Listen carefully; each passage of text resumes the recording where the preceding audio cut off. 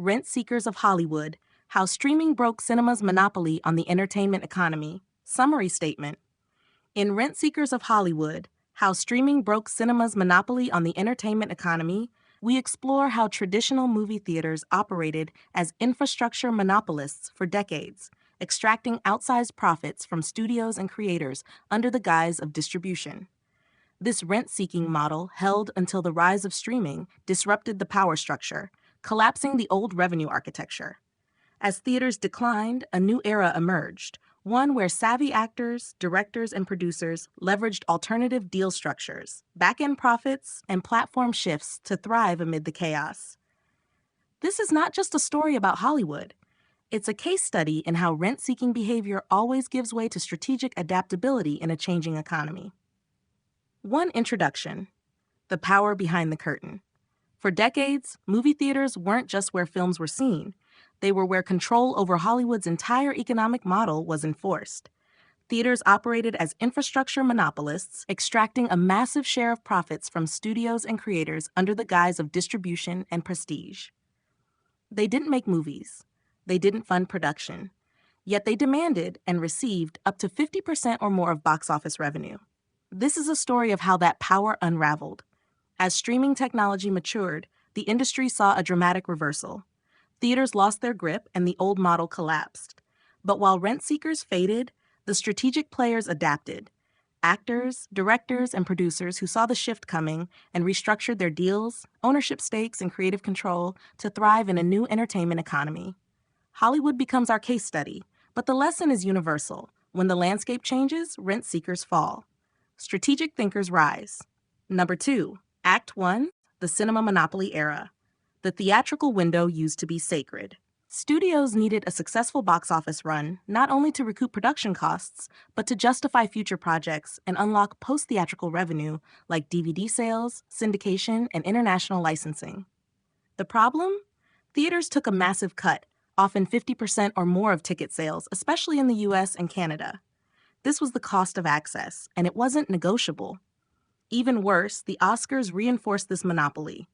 To be eligible for Best Picture and other awards, a film had to have a qualifying theatrical release, typically a 7-day run in a commercial theater in Los Angeles County.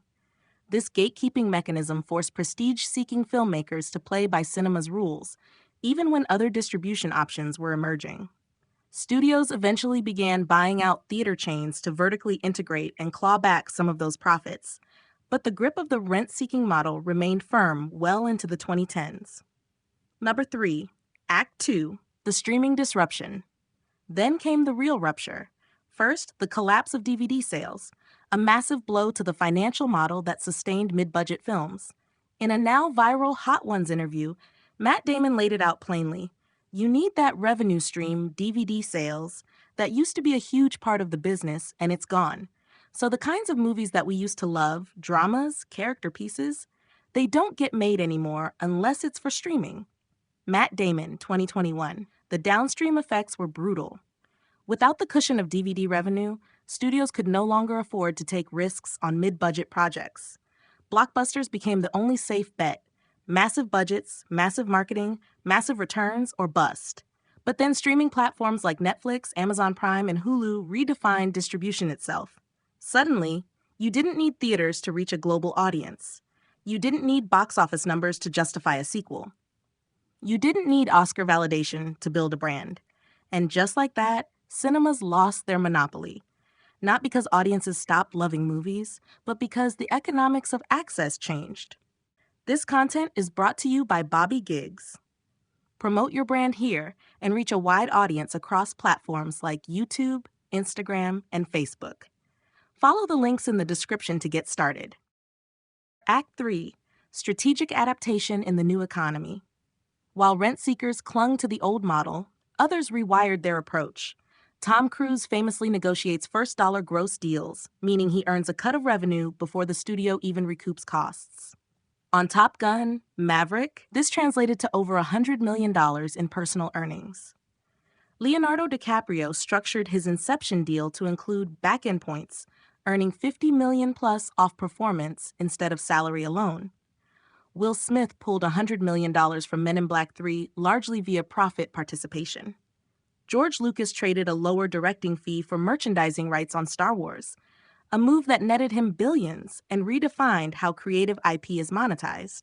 Adam Sandler struck a $250 million+ deal with Netflix, reinventing himself as a streaming icon, while most dismissed the platform as not real cinema.